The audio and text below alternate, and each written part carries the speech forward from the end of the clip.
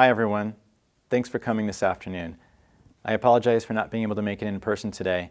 I'm on a documentary trip with some of my students in Cambodia, a trip we've had planned since last year. But I guess it's appropriate that a broadcast teacher is giving a speech on video. I'd like to start by thanking Lindenwood University for sponsoring this inaugural Broadcast Advisor of the Year award. I'm truly humbled by the honor and hope to live up to the expectations of this award.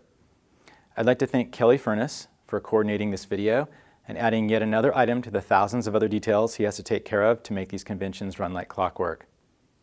I'd like to thank Mark Newton for his leadership and innovative spirit that has made all of us broadcast advisors feel welcome at JEA. I'd also like to thank Aaron Manful, who's become sort of a personal hero of mine.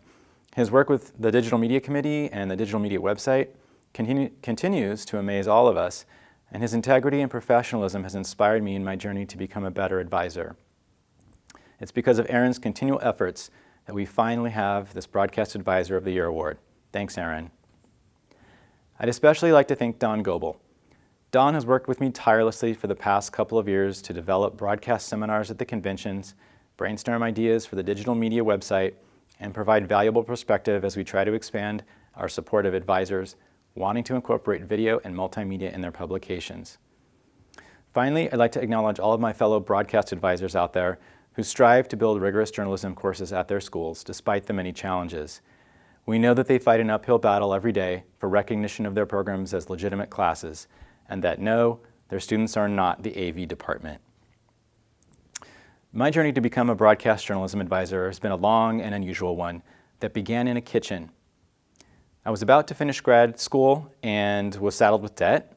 While I was passionate about filmmaking, I was less passionate about the prospect of working gig to gig as a PA for 10 years while I paid off my student loans. And then I found out about a school in Manhattan Beach that was looking for a teacher to start some kind of broadcasting film academy thing. Now, I really should have known better. Both of my parents are retired teachers, and two of my aunts and an uncle were teachers. So I knew firsthand about the long hours of grading and prepping for classes. I heard about the gripes and about bad administrators, and even wore a button to elementary school in support of the teachers union when they went on strike. But I'd also seen the compassion my parents gave to their students, many of whom came from working class families. They talked about the satisfaction they got when field trips allowed their students to see the mountains or the ocean for the very first time, despite being only an hour or two away from home. I remember my dad buying track shoes for an athlete on his team because she couldn't afford them. And to this day, they still counsel former students whose parents aren't able to help them.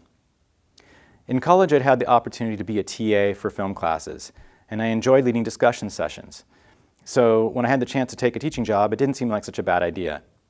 I would get a good paying job, pay off those student loans, and work on my film projects during all the spare time teachers have, because after all, what I really wanted to do was direct. This was all part of my 5-year plan. That was 15 years ago. 15 years ago this week, actually, I was hired by Maricosa to develop curriculum and teach film and broadcast journalism classes the following fall semester. So I spent the rest of that spring and summer designing our media arts lab, ordering equipment, and figuring out what I was doing.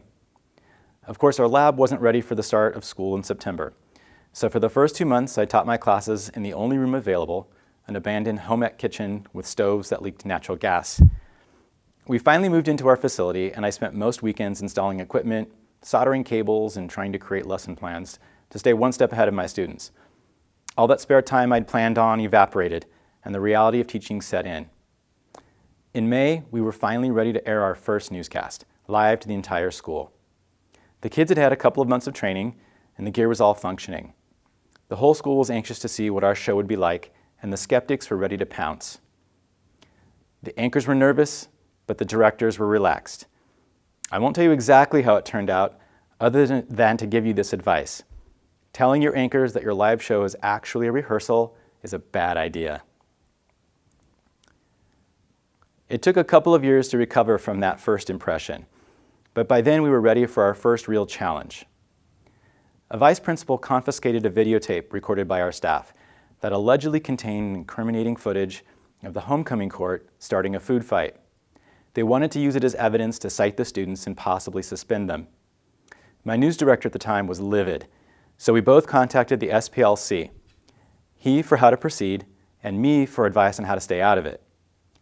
By the end of the whole endeavor, the tape had been returned, my principal was incredibly mad at me, and the Mustang Morning News had become a real journalistic publication. As it turns out, the footage on that tape was useless. The videographer never got a clear shot of the action to begin with. Emboldened by our hard-won victory and new place at the journalism table, we strove to go even further with our work. But this has always been fraught with challenges. One of the biggest obstacles faced by scholastic broadcast journalism is the perception of illegitimacy, and it's mostly our own fault. We try to model ourselves on professionals who seem to have been pushed by market forces away from journalism and towards reality TV and melodrama. With the exception of NPR and shows like Frontline, it's become increasingly difficult to find models of professional broadcasting to show my students that are also models of good journalism. So where can we turn for role models? I, for one, have turned to you. Your passion for telling truthful stories and bringing the First Amendment to life in your classes is remarkable, and a rich source of ideas that continues to inspire me and my students. From the passion and why not attitude of Jack Kennedy to the thoughtful empowerment of his staff by John Reese, I've learned to question established notions of what an advisor is and what our staffs can accomplish. The knowledge and intellect of Frank Lamont and the SPLC staff has provided the courage we need to be true stewards of the Fourth Estate. The point is that while we should look to professional journalists as models of what journalism is, we should also look to our talented peers as visionaries for what journalism can be. From newspapers and websites and broadcast, from photographers and page designers, to videographers and sound designers, we're all journalists striving to tell the truth in as many ways as we can to reach the broadest audience possible. With traditional journalism of all kinds disintegrating, it's vital that we work together to forge the journalists of the future. We're in an ideal situation to reinvent broadcast journalism and aspire to standards that market forces have been unable to provide as of late. We have to redefine broadcast because we must and because we can. This redefinition begins with understanding of what we do, who we are, and how this fits into the purpose of journalism. We know as journalists that it's vital to hear from all stakeholders, and we must be inclusive of diverse groups of students if we are to hear their stories, include their sensibilities, and truly embrace their life experiences, which will enrich us all. We should think about the types of stories our students cover and the people affected by those topics. Are we reaching outside of our comfort zone, outside of our schools and neighborhoods? Are we truly giving our audience a broad perspective of how the world lives beyond our own experience? Let's broaden the scope of our publication's mission statements and challenge our staffs to cover diverse topics that matter not just to us, but to the people on the other side of town, or to those who practice a different religion than our own, or maybe to those who speak a language other than English. It's difficult for our students to make this stretch, particularly if they're unfamiliar with the people or the issues they hope to report about. This is where our diverse newsroom can help ease that tension and expand the scope of our coverage. Let's challenge ourselves as advisors to seek out those students and make them feel welcome on our staff. As we move into the future of journalism as a video and multimedia-rich profession, the low number of broadcast programs around the country, particularly in poor and minority-majority schools, will affect the prospects for these students to enter the journalism field, thereby impacting the diversity of professional journalists. The high cost of equipment exacerbates the problem. As advisors, we can reach out to our colleagues across town and bring our students together for collaborative projects where we can share best practices. As an organization, we owe it to ourselves to address this issue through scholarships to conventions and to coordinate foundations and other groups to create journalism incubators in parts of the country where they currently don't exist.